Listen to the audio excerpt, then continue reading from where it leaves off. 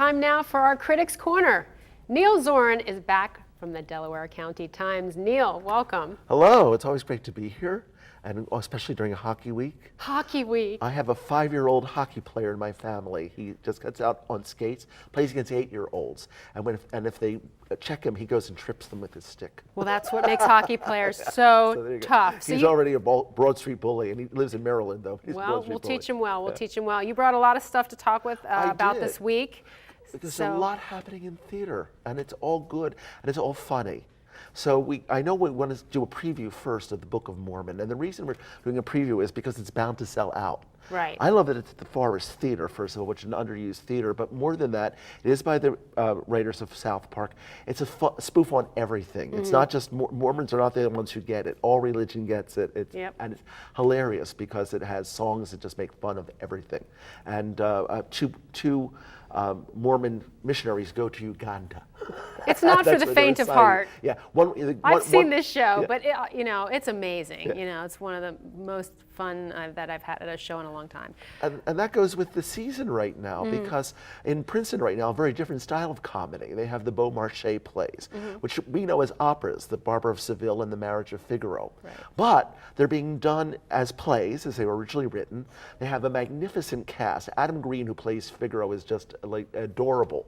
And yet at the end of The Marriage of Figaro, the second play, in the last half hour, he delivers this great speech about how he is somebody who wasn't born to anything and had to make his own way, and how he didn't have the nobility and didn't have this privilege, and he did it, but it's not appreciated because government gets in the way and nobility gets in the way. Sounds like life. It sounds like life. So the comedy comes into what life is like. If you go to see them, they're at McCarter Theater in Princeton right now, Barber of Seville and Marriage of Figaro in repertory. If you go to see them, the important thing is to look for the stylization. It's being done in a very interesting way. The audience look right at the front and speak.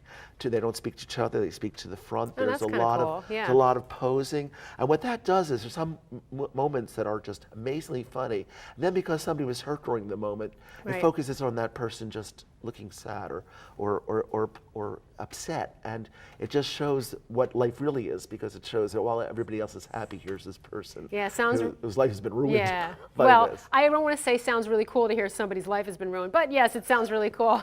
Tell us about Tell us about Misbehavin'. Ain't Misbehavin' is good because it's a real revival. It's the Delaware Theater Company in Wilmington. It's an actual revival because the director and the conceiver is the one who directed the production down there. So it's like watching the show as it was first done in 1977. That sounds like a long time ago, but the show stays fresh. Keisha Lewis and Deborah Walton are especially good. Deborah Walton is the skinny member of the cast. Everybody is big, and she gets batted around a lot by the bigger women. She's a wisp. She holds her own because she's different, and she's just a whirlwind and looks great with her hair up. I saw her the day before the show opened with her hair down, and I was disappointed when it was up, but she still looks good. All right, note to self, please wear hair. That's right. What are you hearing about, now let me see if I get this right, Vanya, Sonia, Sasha, Masha, not Sasha, Masha, and Spike. Okay, got it. And it's a shame Spike's not up there, because Spike is somebody who likes to take off his clothes all the time and runs around nude, and he's really built for it. Wow. It's a great takeoff on Chekhov. Okay. But more than that, it's a great look at people who have had a very easy life. Vanya and Sonia live in New Hope. They have an easy life. Their sister Masha is an international star, and she takes care of them. But she comes in and tells them she's going to sell the house. So how Jacobian can you get? Yes. And all of a sudden there's a lot of uproar, but it's done in a very comic and loving way, with siblings accusing each other of things.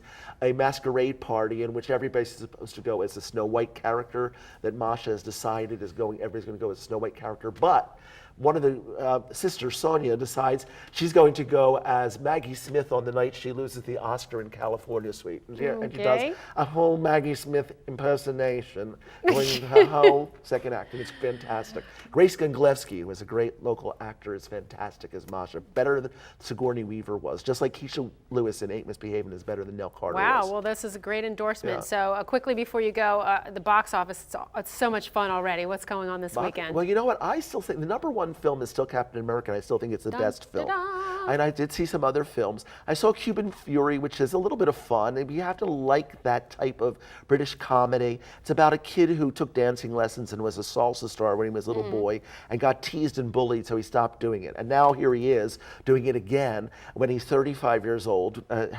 Heavier than I am, which is hard to do. Oh, stop. Yeah, Go on. that's what I'm trying to tell myself. Stop, put the fork away. But that's beside the point. So it's fun, but it's not as good as, say, as Captain America. And I'm looking for Spider-Man. When you go to the movies these days, everything is a preview of a Marvel film. It's true. And I'm looking for Johnny Depp's film, too. That looks a little Little creepy, Disney weird. bears.